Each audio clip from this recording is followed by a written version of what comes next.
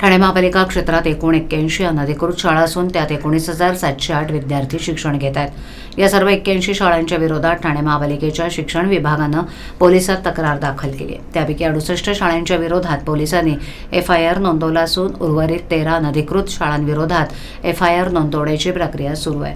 अनधिकृत शाळातील विद्यार्थ्यांचं शैक्षणिक नुकसान होऊ नये यासाठी त्यांचं इतर अधिकृत शाळेमध्ये समायोजन करण्यासाठी ठाणे महापालिका प्रयत्नशील आहे। ठाणे महापालिका आयुक्त सौरभ राव यांनी अनधिकृत शाळांच्या स्थितीचा नुकताच आढावा घेतला।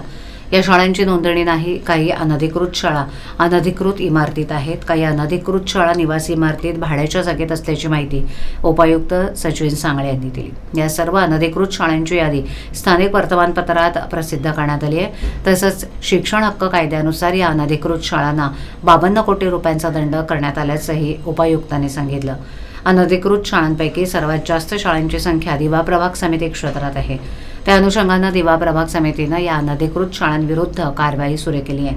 आतापर्यंत 32 अनधिकृत शाळांची नळजोडणी खंडित केली आहे। या अनधिकृत शाळांच्या बाबत शहर विकास विभागाकडील अनधिकृत बांधकामाच्या यादीनुसार अतिक्रमण विभागाकडूनही कार्यवाही प्रस्तावित आहे।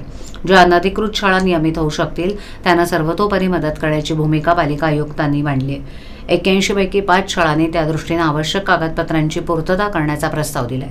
उर्वरित 76 शाळांकडून असा कोणताही प्रस्ताव आलेला नाही।